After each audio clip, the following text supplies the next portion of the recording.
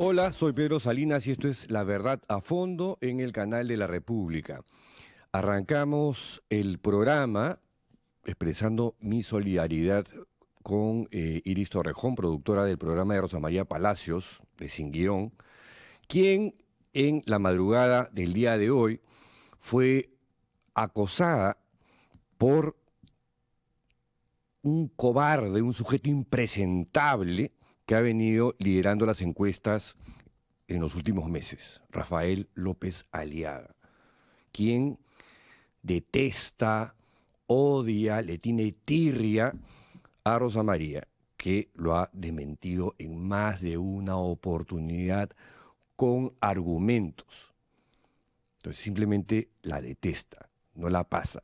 Pero en lugar de enfrentarse a Rosa María, este cobarde, energúmeno, patán, porque no hay otras palabras para expresar lo que ha hecho este sujeto, ¿contra quién se va?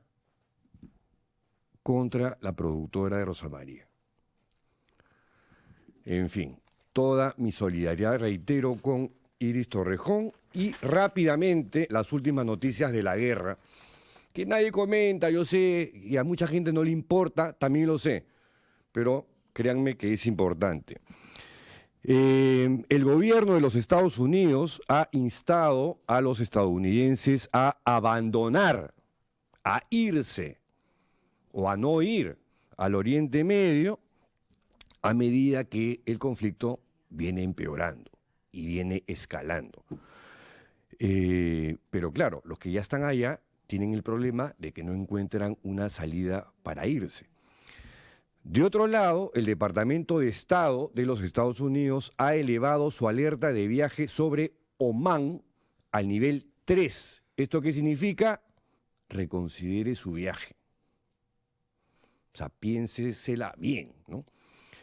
Omán se encuentra en el Golfo Pérsico, en una esquinita, rodeado por Emiratos Árabes Unidos, Arabia Saudita y Yemen. Y por último, el Departamento de Defensa de los Estados Unidos ha publicado hace unas horas los nombres de 4 soldados del ejército que murieron durante el fin de semana en Kuwait en un ataque con drones contra instalaciones militares norteamericanas. Continuamos con el programa y antes de presentar a nuestro invitado del día de hoy, una noticia adicional sobre la guerra.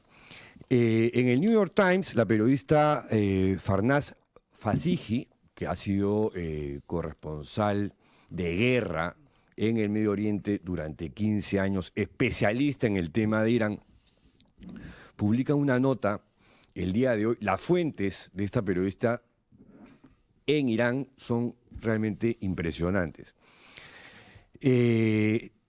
En la nota señala que hay los clérigos de alto rango, ¿no? Aquellos que tienen que elegir al sucesor del asesinado Jamenei, o sea, tienen que elegir al próximo líder supremo de Irán, se reunieron el día de ayer, no físicamente, sino se están reuniendo por Zoom, obviamente, porque saben que pueden ser detectados por un dron israelí o un dron de los Estados Unidos o alguno de los aliados. Bueno, estos estaban considerando anunciar entre sus posibles favoritos al hijo de Ali Jamenei, a Mojtaba Jamenei, como sucesor del padre. Vali Nasser, un experto en Irán y en el Islam chiita de la Universidad Johns Hopkins de los Estados Unidos, comentó sobre este hecho que si es elegido Mojtaba, lo que sugeriría este hecho de darse es que se impondría el sector más radical de la Guardia Revolucionaria iraní, que es la que está al mando en este momento.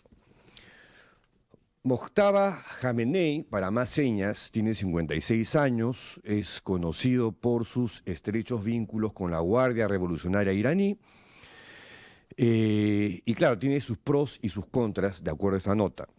Los partidarios del gobierno lo verían como la continuación de un gobernante al que consideran mártir. Recuerden que Irán es un régimen teocrático, radical, fundamentalista, y lo respaldarían sin reservas, ¿no? El apoyo sería incondicional. Pero los críticos y opositores al régimen, que no tienen líderes visibles, lo verían como eso mismo, una continuación del régimen, y por lo tanto lo asociarían con el exterminio de por lo menos 7.000 iraníes, según fuentes y cifras de organizaciones de derechos humanos, que se estima que pueden ser muchísimos más. Por lo que hay dos candidatos adicionales. Uno, Ali Reza Arafi, y el otro, Seyed Hassan Khomeini, nieto del padre fundador de la Revolución Islámica, el ayatolá Khomeini, que es el predecesor de Jamenei, que fue asesinado el día sábado. Un dato adicional de Mojtaba Jamenei es que su esposa, su madre y uno de sus hijos murieron con su padre, Ali Jamenei, en la declaratoria de guerra que empezó el día sábado por parte de Donald Trump y el genocida Benjamín Netanyahu. Dicho esto, ahora sí presentamos a nuestro invitado del día de hoy. Él es Raúl Canelo, exdecano del Colegio de Abogados de Lima, candidato al Senado Nacional con el número 3 por Libertad Popular. Raúl, bienvenido. Muchas gracias. Una pequeña precisión, Pedro. Sí. En abril terminó el mandato. Ya. Todavía estamos en el cargo. Ah, entonces puedes responderme a esto que ha salido en Expreso, el Pasquín de la Caverna, hoy día, en una columna escrita por Luis García Miró, que a veces no sé si lo escribe él o lo escribe otra persona, no lo sé, ¿no? Señala al Colegio de Abogados de Lima como que por segunda vez en menos de un quinquenio está incumpliendo con su responsabilidad de acreditar a un delegado para el Jurado Nacional de Elecciones, y que, uno lee la columna un poquito enrevesada, la verdad, podría inferir que el Colegio de Abogados de Lima está poniendo en peligro prácticamente la democracia o algo así, ¿no? Bueno, nosotros estuvimos en una audiencia, en dos audiencias con la Comisión Interamericana de Derechos Humanos, ¿ya? E informamos cómo hay la toma en las instituciones, desde la Defensoría, Jurado Nacional, parte del TC, Sí, casi todo salvo el Poder Judicial y la Fiscalía, con la destitución de la otra de ella. Salvo todo. Y el Poder Judicial ahí defendiéndose, nos hemos pronunciado por la defensa del Estado de Derecho y equilibrio de poderes.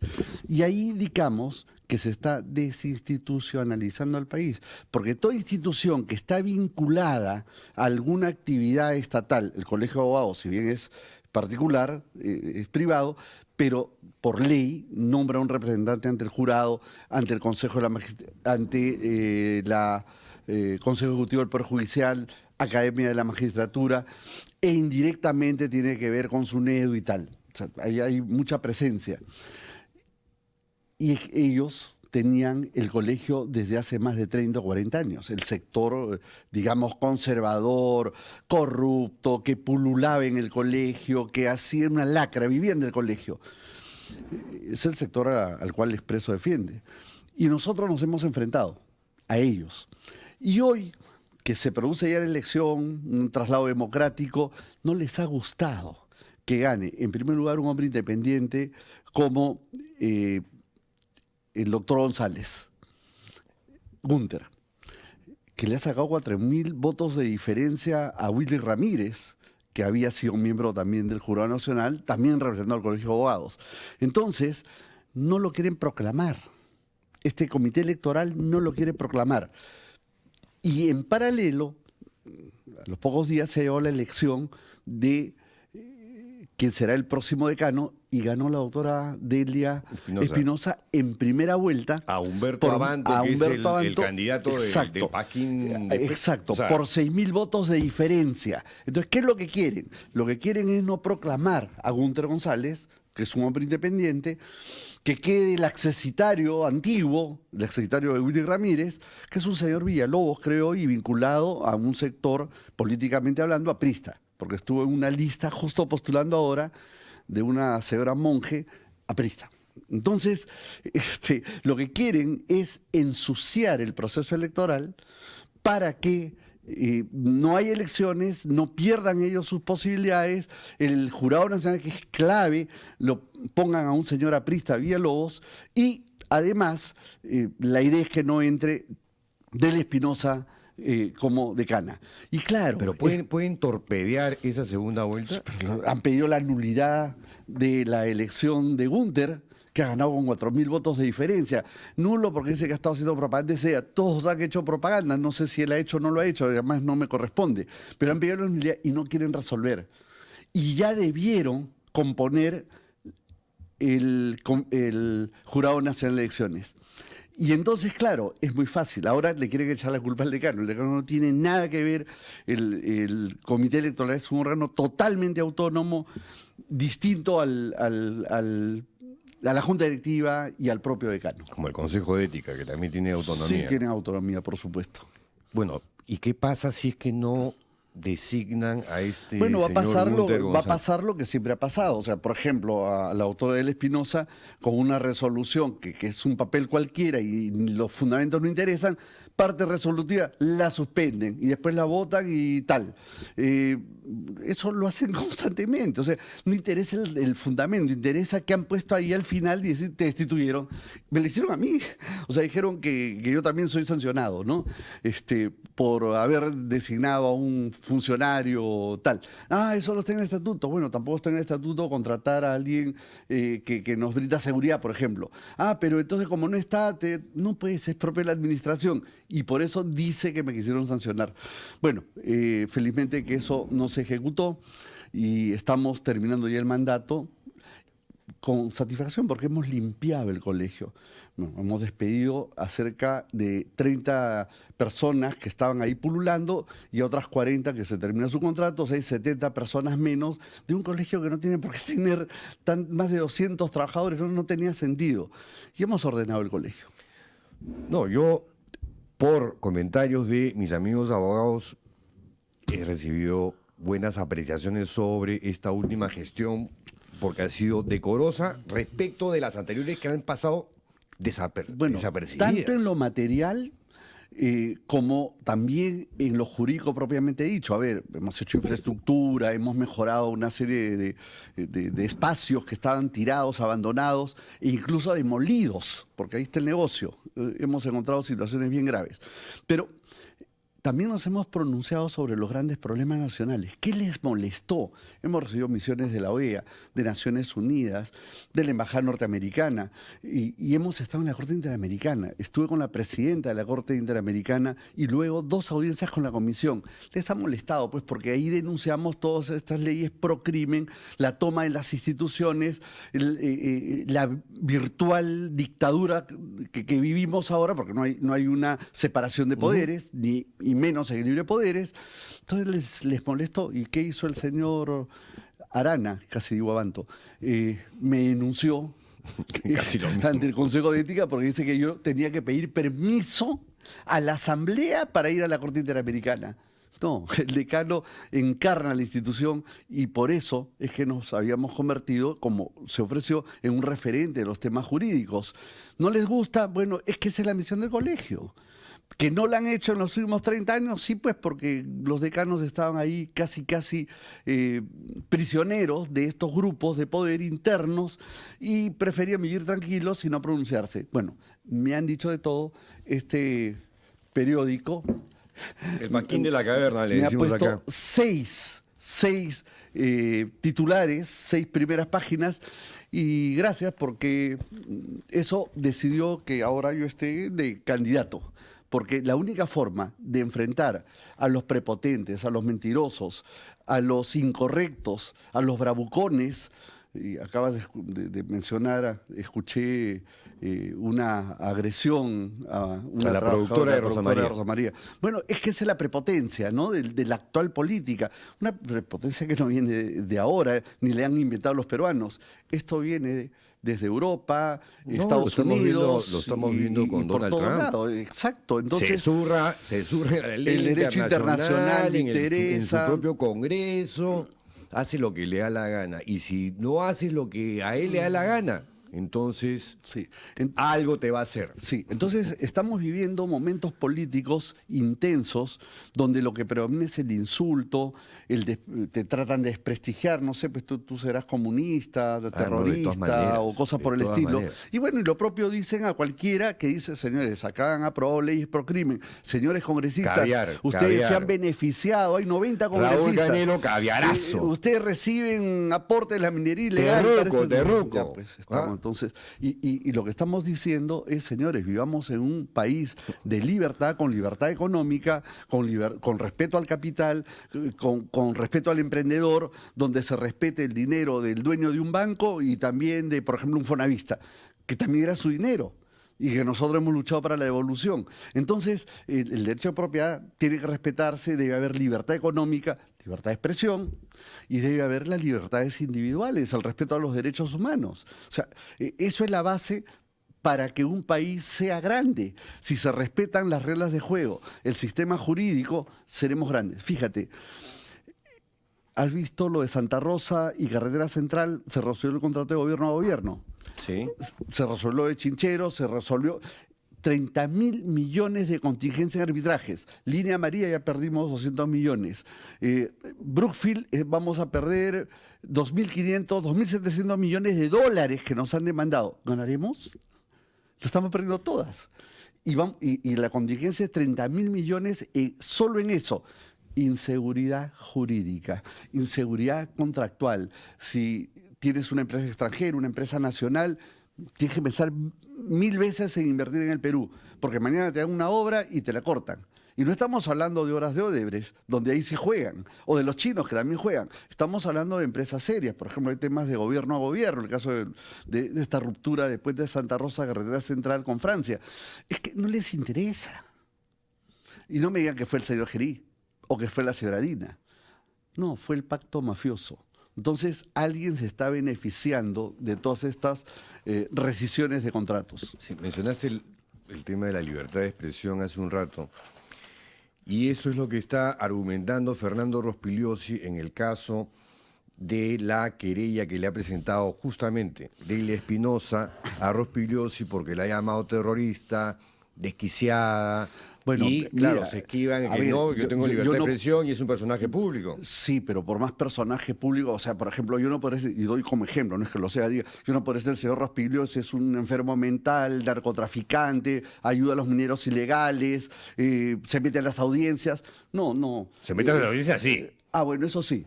Lo otro no. O sea, pongamos ejemplo. Si alguien diría eso, este señor, por si acaso, lo he puesto a modo de ejemplo, no lo es.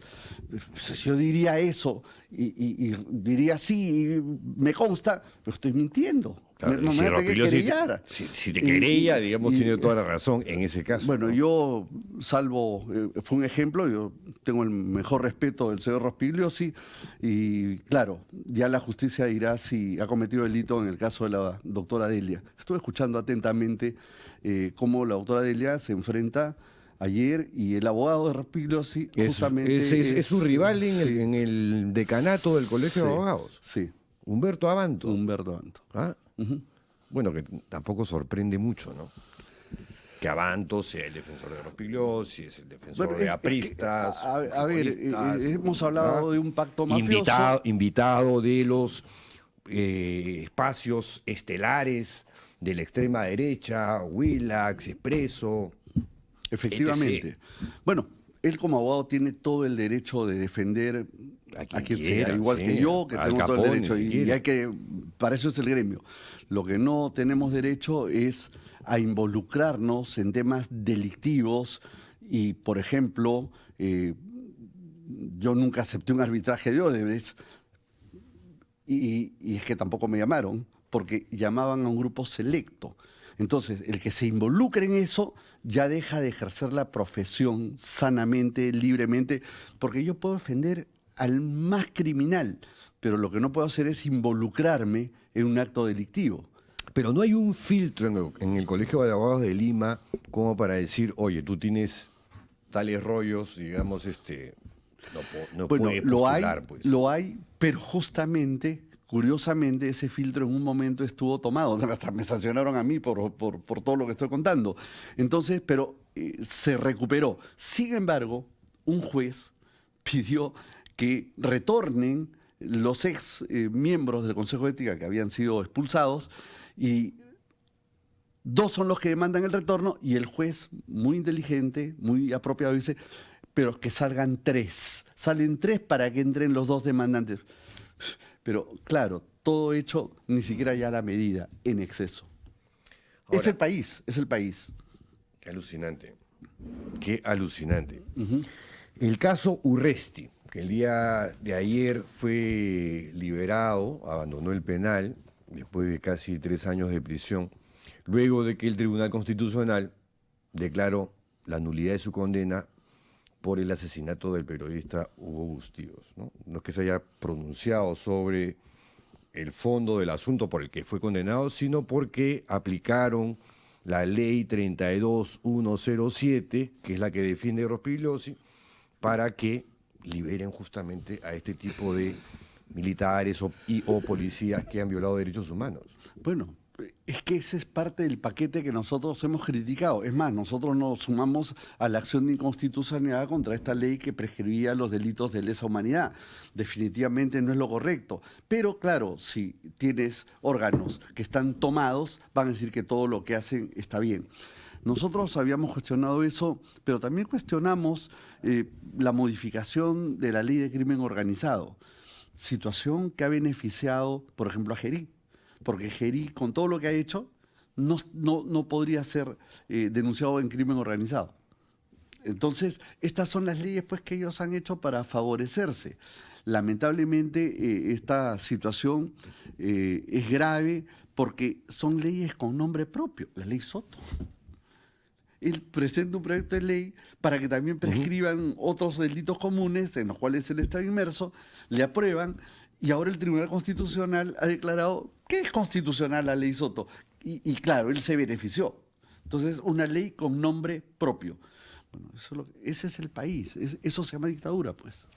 Ahora, a propósito de ese es el país. Perdón, antes que me olvide, parte del paquete de leyes, además, para callar, y va de la mano de la libertad de expresión, era la ley APSI. Porque si alguna organización no gubernamental que recibe cooperación internacional decide denunciar al gobierno peruano, ya sea por contaminación, ya sea por un problema de incumplimiento en los programas de pobreza, ya sea por derechos humanos, te vuelan del registro, te eliminan. Entonces, eso no es democracia. En ninguna parte del mundo ocurre eso. Ocurre en el Perú. Bueno, me imagino que en las dictaduras también se ha dado ese tema de otros países, pero en una democracia eso no ocurre. Sí, no, pero la destrucción de la institución presidencial, este copamiento de instituciones fundamentales, Ministerio Público, el Poder Ejecutivo, es un chiste, ¿no? A ver, el presidente es un meme prácticamente. Pedro, yo estuve en Argentina en un congreso internacional de Derecho Procesal, yo soy procesalista, soy vicepresidente del Instituto Panamericano, y bueno, había varios profesores, maestros de toda América y de España, y me dicen, oye, en el desayuno te cambiaron de presidente, ¿qué pasó? Y claro, ya no está Dina, está Gerí. Bueno, y ahora justo porque ya estoy fuera del país y me despierta y me dice, oye, ya no tienes a Gerí, tienes otro. Es una cosa de locos. Entonces, lo que ha pasado es que se trata de una corruptela donde el presidente está sujeto a un artículo de la Constitución que se refiere a la incapacidad moral. Entonces, ¿qué es la incapacidad moral? Bueno, cualquier cosa. Pero yo lo que le convenga a el pacto mafioso. Claro, mira, en el derecho romano había el concepto similar, pero se refería a la persona que cae en locura. Entonces, claro, un gobernante que pierde la razón tiene que salir. Loco furiosi, que era el enfermo mental, y se enfermaba alguien, le decían, bueno, te vas. Ahí sí. Y a esa incapacidad se refería, no a la moralidad como la entendemos hoy. Y entonces las constituciones latinoamericanas han repetido el concepto, pero solo en el Perú se les ocurrió decir que incapacidad moral te vas, sin juicio, sin procedimiento, sin debido proceso, simplemente por la mayoría de los votos te miran y te vas, listo. Entonces, el país que tiene una constitución, un Estado republicano, democrático, bueno, no es ni democrático ni republicano, porque lo republicano predomina un sistema, un régimen presidencialista, y acá el presidente no interesa. Entonces, bueno, eso es lo que tenemos. Ahora, también es cierto que no vamos a sobrevivir como país si esto continúa. Si esta hemorragia de presidentes, además que cada uno es peor que el anterior, porque eso también es un dato de la realidad, esto no puede continuar. ¿Cómo se le pone coto, cómo se frena esta situación desde el Congreso de la República? Bien, a ver, yo creo que sí puede continuar, lamentablemente. Y claro, hay gente que no, le puede conviene. Continuar, yo también creo que puede continuar, pero no debería continuar. Este proceso electoral está diseñado para que continúe, con tantos partidos, tan difícil las postulaciones, está diseñado para que se queden los que están, y la gente como que no observa bien las cosas. Sí. Entonces, ¿por qué? Pero ¿qué es lo que la gente ve? Que la economía funciona. Pero una economía de supervivencia, una economía informal, donde justamente se benefician todos estos tipos, una economía criminal, donde los dólares vienen del narcotráfico o de la minería ilegal, y por eso el país como que camina. Pero cuando podríamos ser una potencia, podríamos ser un país formal, correcto, un país donde los límites de la pobreza no llegan a los que estamos, un país donde hay educación, salud, vivienda y justicia. O sea, si nosotros, acabo de llegar, me buscaron unos jóvenes que fueron engañados por el Estado. Los presidentes, Gerí y Dina Boluarte, les ofrecieron 20.000 becas a los becarios de Beca 18. Y ahora la ministra de Economía, que ahora ya es presidente del Consejo de Ministros, dijo no, 5.000 nomás. Entonces, si se empieza engañándole a la juventud, que esto no es un Estado viable. Y algo más, ¿cómo va a ser viable si acaban de aprobar 40 y tantas, casi 50 universidades? Pero ¿quiénes se benefician? Y en el tema de Beca 18 también, ¿quiénes se benefician? Hay un coto cerrado de universidades negocio que se benefician de todo esto. Y esta creación de universidades así por así, que genera una devaluación del profesional. Yo pregunto, y estamos hablando de geopolítica, de acá a 5 o 10 años, ¿un país con ese tipo de profesionales es viable? De ninguna manera. Pero o sea, un ingeniero de una universidad de esta de papel, o sea, no lo van a contratar en ¿Qué columna habrá? ¿Qué columna Además, hará? y si trabaja, por Dios. No, y a ver, yo soy profesor en 3 universidades, he sido profesor en 3 universidades, San Marcos, Católica, Lima, importantes. Si yo y hago un ejercicio siempre, haciendo derecho procesal, y les digo, señores, ¿quién quiere ser juez? Nadie. Es raro el que levanta la mano. Nadie quiere ser magistrado. ¿De dónde provienen los magistrados?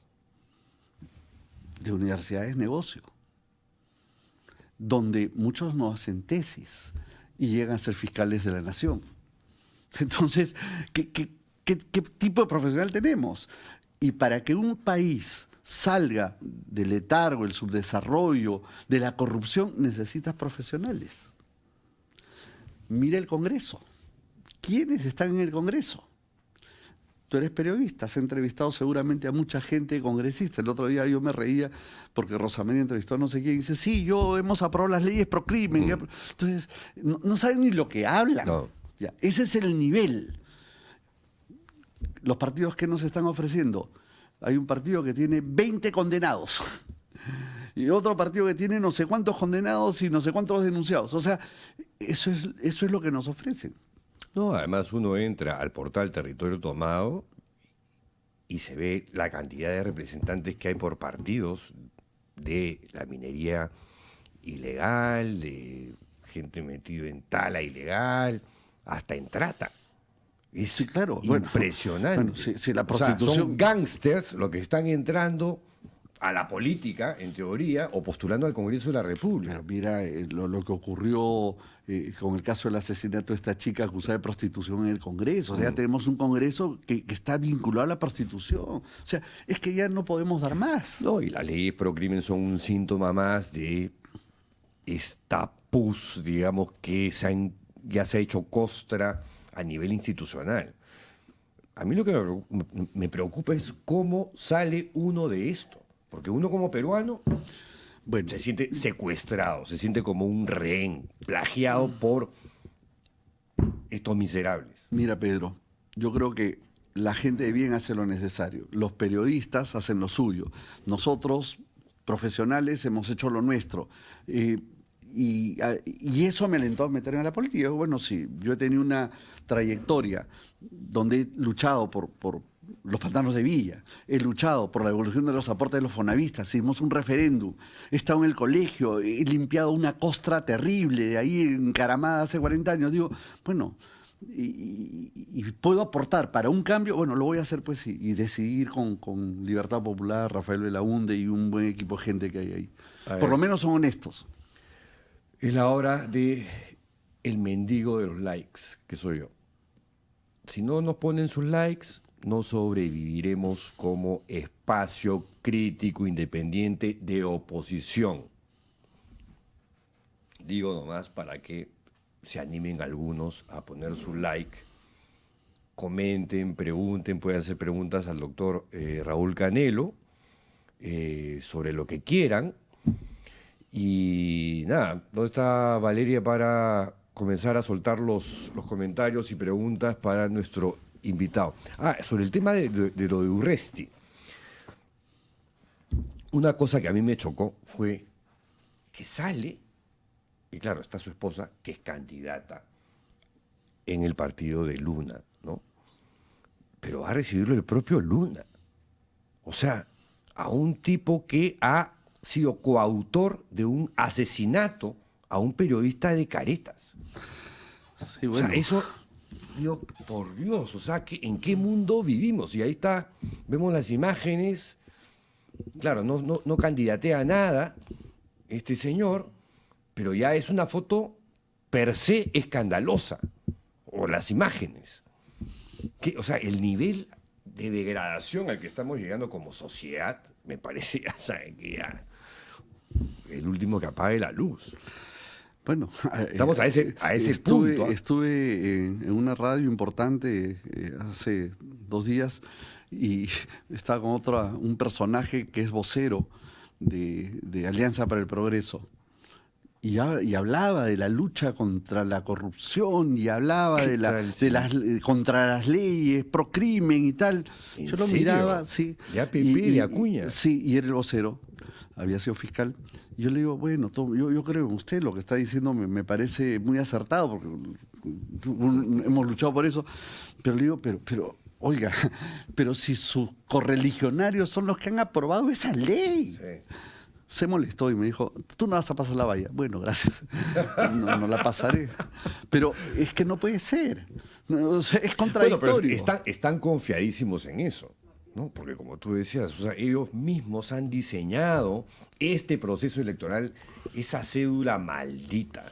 Claro, entonces la gente a la hora de votar, que no tiene mucha experiencia, mucho conocimiento, no tiene mucho interés, que es una gran mayoría también, van a votar por lo que recuerden ahí el número tal o tal. No va a ser una elección pues pensante, porque con miles de postulantes, que eso no es serio.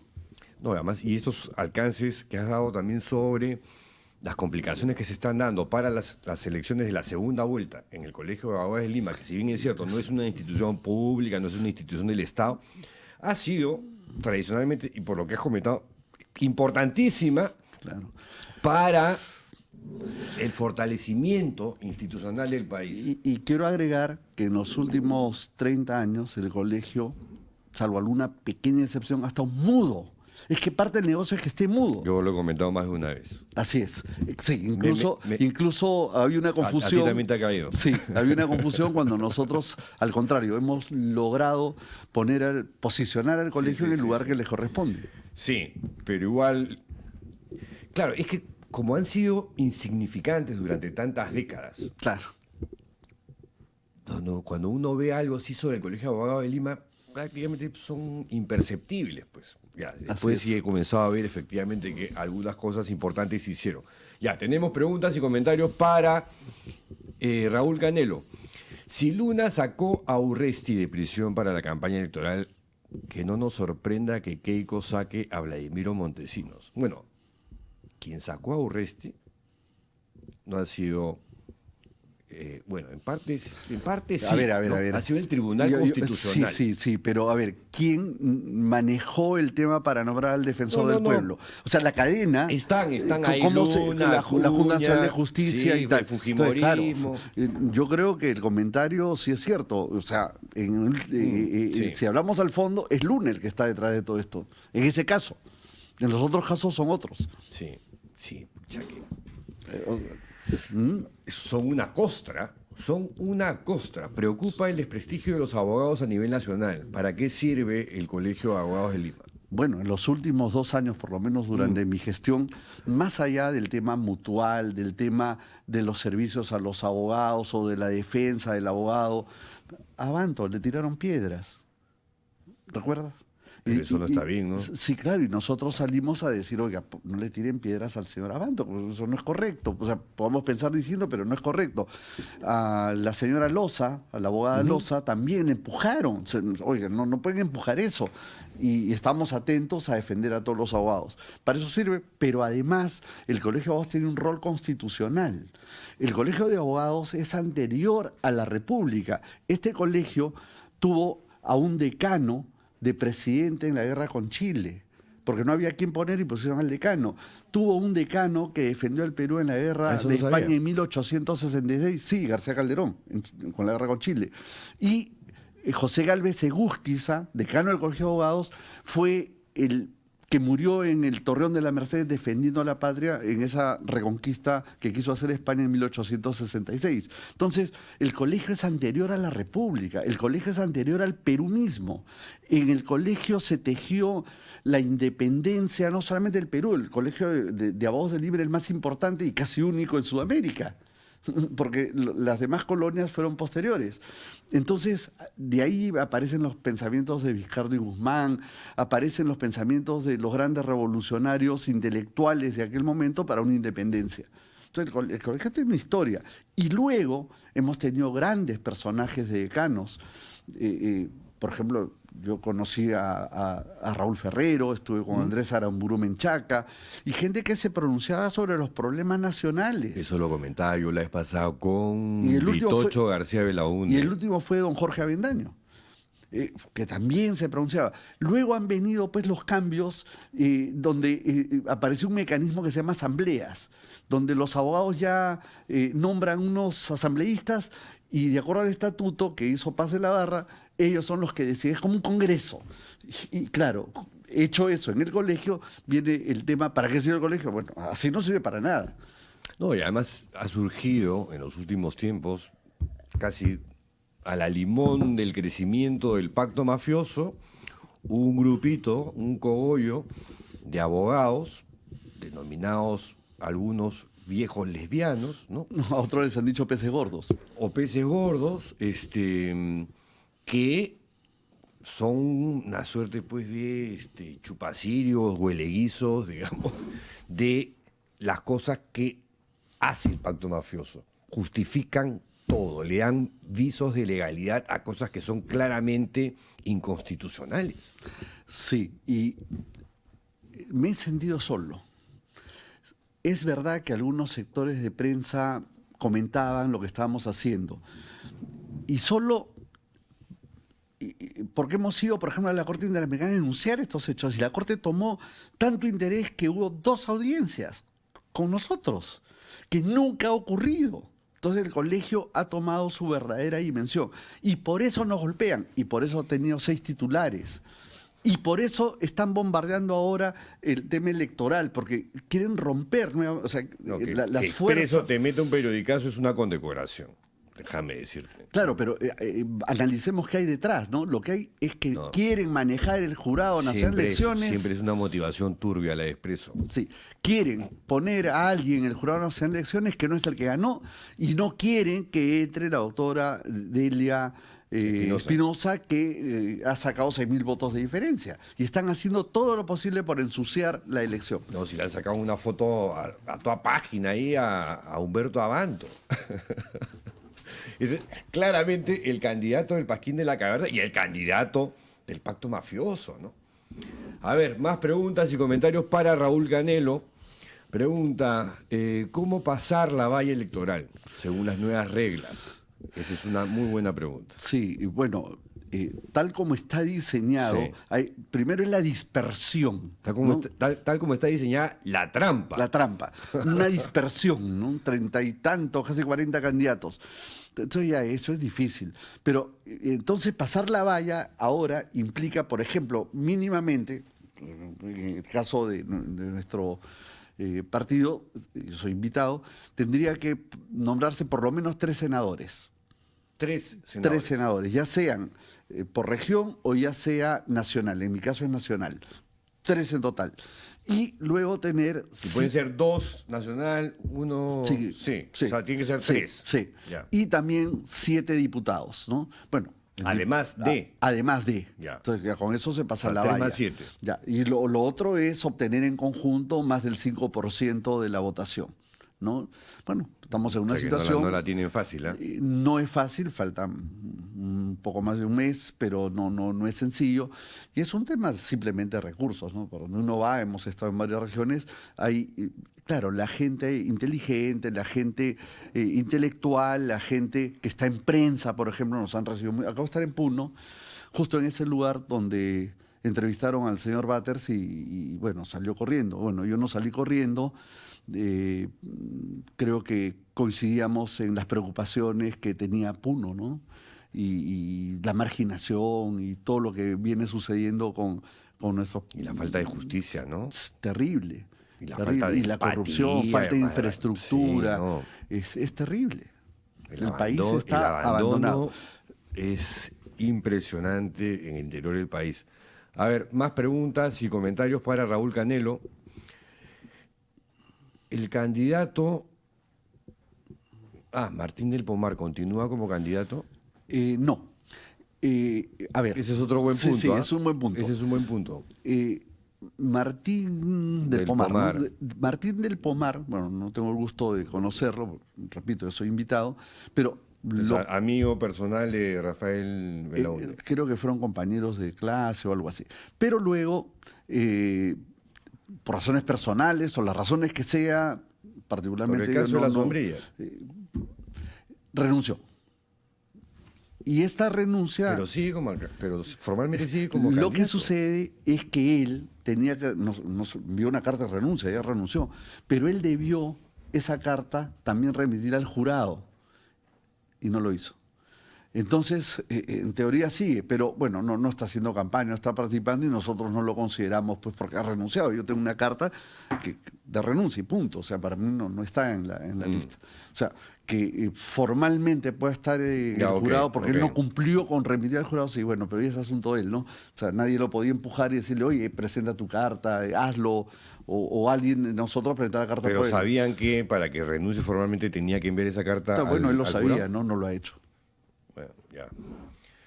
Es un error burocrático, una falla administrativa. De repente no, pero es él el que tenía que enviar eso al jurado, no lo ha hecho. Entonces, ¿Pero se lo dijeron? Es mi pregunta. Claro, tendría... Sí, se lo dijeron. No, claro, él sabía. Debe tener sus razones pues, por no haber hecho eso, ¿no? Es un poco extraño, pero en fin.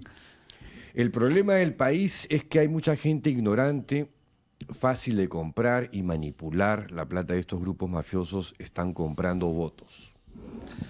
Bueno, acuérdense que hay una frase acuñada sobre eso, pisco y butifarras. ¿No? Y esto es una frase que lo escuché a los abuelos hablando de eso. Claro. Es lo mismo, ¿no? Es lo mismo, ahora son otro tipo de dádivas, otro tipo de compadrazgos, otro tipo de promesas. Y claro, por eso vemos lo que vemos en los gobiernos regionales, en el Congreso, en las instituciones públicas, cómo es que la repartija, ¿no? A ti te toca tal ministerio, a mí tal, yo de salud, tú, Ministerio de Transportes. Y después lo niegan, Acá lo tengo acá, Acuña negando todo. O sea, pero si no ha llamado, pero si llamó por teléfono, varias veces, Hernando de Soto. Sí, y Hernando Soto lo ha dicho. Es el caradurismo y el cinismo ya llevado a grado extremo, y Acuña es su principal representante, ¿no? Bueno, o uno de los principales. Guerra sucia, dice. Fuera acá, oye.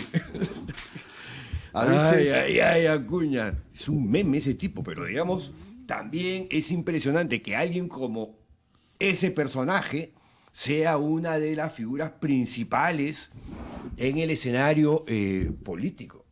Es increíble. Bueno, todo esto empieza cuando el Perú comienza a deteriorarse. Yo fui secretario general de una importante universidad con gente de primer nivel intelectual en el Perú y teníamos algunos temas y fui abogado del CONAFU, el Consejo Nacional de Fundación de Universidades. ¿Ya?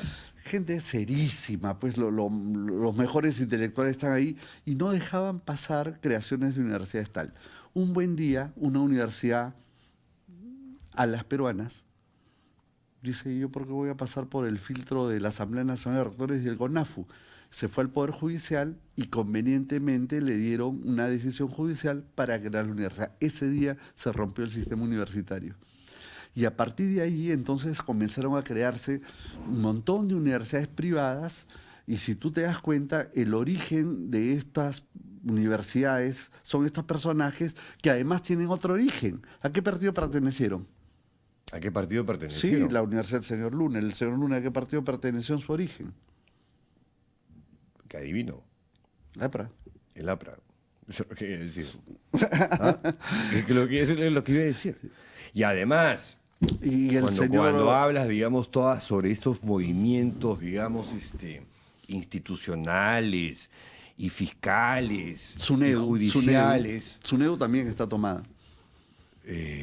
No sé, cuando tú lees, por ejemplo, el libro de Américo Zambrano, La política del alacrán o del escorpión, que se presenta además hoy día, es realmente una radiografía de cómo son los pactos y alianzas y maniobras dentro de los pasillos judiciales y el contacto con el Congreso. Y como dijo alguien, hay una frase, quien controla la Fiscalía de la Nación, controla el poder. Sí, claro. Ahora va a ser desde el Congreso, ¿no? Pero digamos, durante mucho tiempo, y hasta el día de hoy, o sea, la Fiscalía cuando se quiere utilizar como chaira, como chaveta, en la garganta de los opositores, eso es algo que hemos visto siempre. Sí, me da gracia porque eso sucede, ¿no? Por ejemplo, esta gente me ha denunciado por crimen organizado. Y el sustento del crimen organizado es que hemos repartido panetones a los abogados en Navidad, que es tradicional, ¿no? En el colegio de abogados se les reparte panetones a todos los abogados de hace 20 años que... Y por ese hecho estoy en crimen organizado. Y el fiscal... No, yo tengo un proceso abierto por un agente del sodalicio que ya no existe, disuelto por el Papa, por colusión agravada y negociación incompatible con gente que yo no conozco, de nada, ni de pelea de perros. No, 11 años, 5 meses de prisión. Claro, cuando vas a ver tu ficha aparece ahí proceso tal, ¿no? Entonces, mucha gente, ¿y hay que trabajar eso? Tuve el caso de una persona, un académico importante, que iba a ser tomado para un cargo importante en una universidad privada Y cuando ya pasó todos los exámenes, le dicen, un momento, tú cuando eras gerente, alguien denunció fraude en tu empresa y tú eras el gerente. No, pero eso fue archivado, o sea, fue un tipo... No te damos el cargo. No, o sea, así funcionan las cosas. País de juguete, ¿eh? A ver, nos quedan algunos minutos más para las últimas preguntas y comentarios. Votemos por bancada. El presidente es accesorio. A eso hemos llegado. A eso hemos llegado. Sí, yo creo que eso está pasando, ¿no? O sea, me lo ha dicho mucha gente, o sea, yo voto por el candidato tal o por ti, tal. Ahora hay que preguntar quién es el vicepresidente, ¿ah? Porque probablemente ese sea el que termine gobernando. Sí. ¿Y por cuánto tiempo? Y no por sabemos. cuánto tiempo, ¿no? El otro día en broma alguien decía, oye, vamos a hacer una cosa, me nombran presidente del Senado, después me votan y después entras tú y en ese plan, ¿no? O sea, porque, claro, tú eliges un presidente, pero de cuento, porque a los meses te lo pueden sacar. Así es. De hecho, nadie de nosotros ha elegido ni siquiera a Dina, tampoco hemos elegido a Gerí y tampoco a este señor Menos. Balcázar, ¿no? Entonces... los peruanos no hemos elegido presidente. Los escoge el Congreso. Los Nosotros escogen Acuña, la bancada de Fujimori. La última elección que recuerdo fue la de Kuczynski. Bueno, ha sido el último Presidente elegido que... Así es. ¿Dónde ubicas tú el hito de este descalabro institucional? La calle de Kuczynski. Ahí, ¿no es cierto? Sí. Y por Con la mayoría... Con la censura de Saavedra. Sí, y la mayoría... Ahí empezó, sí, claro. Y es esta mayoría... 73, que ha ido 73 congresistas tenía la bancada fujimorista. 73. Y no solo eso, ahora yo diría que es una sola bancada, ¿no? Los fujimoristas, Tal Luna, cual, sí. Acuña y claramente Cerrón y compañía, ¿no? Y es curioso porque algunos amigos extranjeros me dicen, pero no entiendo, ¿cómo que los extremos, sí, le digo, están aliados? No, en mi país no pasa eso. Como que la extrema izquierda y la extrema derecha votan juntos. Y en mi país no pasa eso. Me dicen, bueno, pues tú eres español, eso no ocurre, ¿no? Hay una cosa más ideológica, en el Perú no hay ideología. Es que no.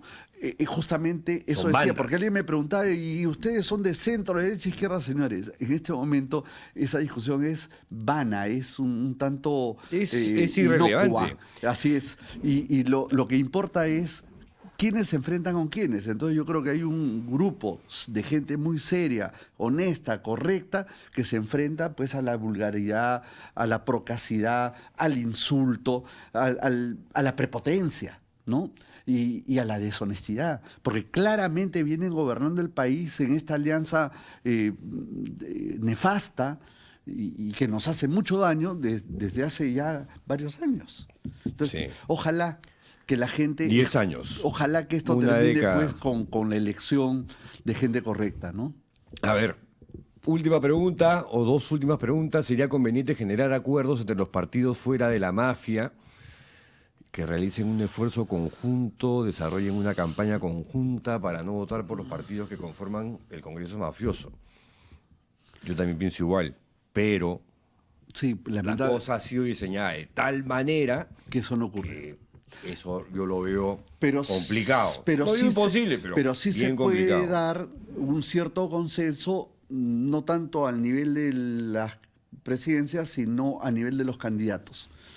Eso podría ocurrir, ¿no? Porque eligen candidatos más o menos Pero afines. no me parece una mala idea. Es que ya no se puede. ¿Qué, Pues. ¿Qué cosa? Ya pasó eso. O sea, Sí, pero, o sea, a ver, una foto de los de... O sea, esta campaña que empoderó Rosa María Palacios de por estos no. O sea, ¿quiénes son por estos sí? bueno, por eso no, y claro, hay que definir por esto sí. Sí. Eso es lo que estoy tratando de decir. En la medida en que hay gente que se está enfrentando a estos grupos corruptos, a este pacto mafioso, y los que no estamos en el pacto mafioso. Más bien somos perseguidos por el pacto mafioso. Hay que O enfrentarnos. neutralizados, ¿no?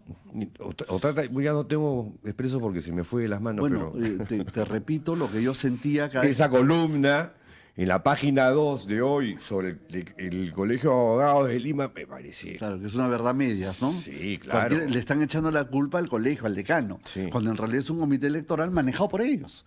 Porque ahí está una señora de No, Muñoz. y se nota que Sí, hay sí. efectivamente un ánimo de sabotear, de torpedear la segunda vuelta de las elecciones del Colegio de Abogados. Sí, pero claro, porque no les conviene. Porque Eso se su llama candidato ensuciar el partido, Humberto ¿no? Abanto parecería que no tiene todas las de ganar.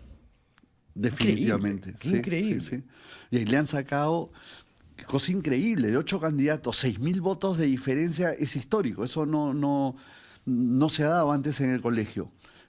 Cuando postulé, yo quedé en segundo lugar y había una diferencia de más o menos 1.000 y tantos votos, o menos.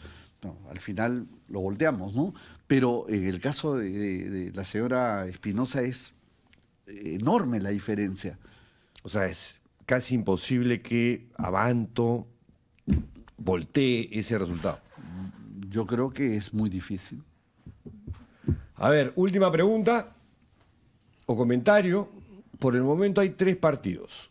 Libertad Popular, López Chau y Jorge Nieto son los más rescatables de todos. Yo creo que hay muchos personajes rescatables, sí. Yo creo que estas personas que han mencionado merecen el respeto. Creo que están en una línea de lo correcto.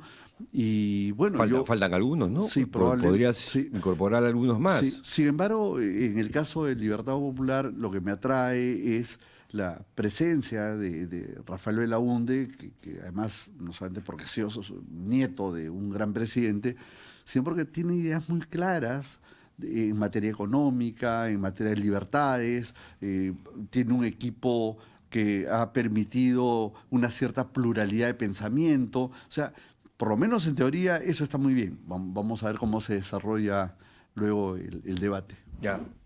Pregunta finalísima. Y ahí cerramos. El poder estará en el Senado a elegir cuidadosamente un candidato de pensamiento disruptivo, informado, honesto, emocionalmente inteligente y trabajador. O sea, Es clave.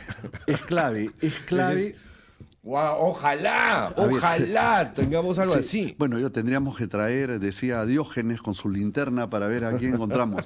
Pero es que eso es lo que se necesita. Y tengan en cuenta que este Senado no es como el Congreso que acaba de terminar. En este Senado es inamovible. No se puede No se tocar puede al Senado. disolver. No se puede disolver, se puede disolver diputados, pero Senado no. Entonces, no sé cuáles serán las consecuencias de eso, pero en todo caso, acuérdense, los peruanos no votaron por el Senado. Los peruanos no votaron por la bilateralidad en el referéndum. El 90% dijeron que no querían la bicameralidad. Así es. Bueno, yo lo que quiero hacer es, de llegar ahí, paradójicamente, es que eso se revise. Tendríamos que revisar qué está pasando, porque estas fórmulas de 40 y tantos partidos, no, esto no puede ser. Tiene que cambiarse todo ese sistema. Bueno, Raúl, ahora sí nos ganó el tiempo. Yo te agradezco mucho por tu presencia, por habernos explicado estas cosas que están calentitas sobre el Colegio de Abogados de Lima y estos ataques solapados para aparentemente petardear la segunda vuelta, que eso ya me parece, oye, demasiado, ¿no? Es demasiado. Bueno, es que el colegio es la última trinchera. Han caído organizaciones no gubernamentales, han caído universidades que tradicionalmente decían algo, se han callado. Las unidades públicas están calladas y sometidas con el presupuesto. Tenemos un SUNEDU tomado y todas las instituciones. El colegio es la única isla que ha podido decir las cosas como las estamos diciendo. Y es verdad, con algunos sectores de prensa independiente. Bueno, a riesgo de que... Bueno, hoy ha salido en El Comercio un artículo de opinión del decano de la Católica, que me pareció... ¿Del rector o del rector? Perdón, del rector. Ya, sí, puede ser. Sí, de Del Valle. Y también me pareció importante que, después de mucho tiempo, una universidad que en su momento, como la Pacífico, cuando sacaban comunicados, pronunciamientos, tenían una resonancia en la opinión pública. Hoy por hoy se han diluido y han sido invisibilizadas por estas mismas instituciones, porque simplemente dejaron de opinar, dejaron de actuar, dejaron de comprarse pleitos. Sí, yo creo que se perdió también cierto pluralismo, se preocuparon más por otros problemas que pueden ser muy importantes, pero que primero, señores, en el Perú lo más importante es sobrevivir. Sí. Por ejemplo, el tema de género, muy, muy valioso, pero señores, la discusión ahora es la corrupción, la inseguridad, ese tipo de problemas. Puede ser, pero no es momento. Estamos ahora, hay gente que no tiene que comer, no tiene agua, no tiene desagüe, la anemia avanza. Hay preocupaciones mayores. Claro, el tema es que la corrupción y la falta de institucionalidad juegan en contra o peor sobre todos estos problemas que mencionas. Así es. Solamente que es difícil dimensionar o calibrar esto que estamos conversando. Sí. El impacto de la corrupción y de la falta de institucionalidad en los bolsillos de los ciudadanos. Y he sido un actor, sabía que era difícil el colegio y todo lo que estoy haciendo. He trabajado con el tema del FONAVI, que fue durísimo también, pero no así. Sé lo que es, sé de adentro cómo es esta lucha. Hemos luchado en soledad en algún momento. Bueno, hasta que vino la Corte Interamericana y organizaciones internacionales a decir, señores, ustedes son los que se... Sí, queremos hablar con ustedes. Y eso, la verdad que nos levantó la moral. Ahora sí nos recontraexcedimos en el tiempo. Gracias de nuevo, Raúl. Suerte en la campaña, que la vas a necesitar. Y nosotros regresamos el día de mañana. ¡Chao!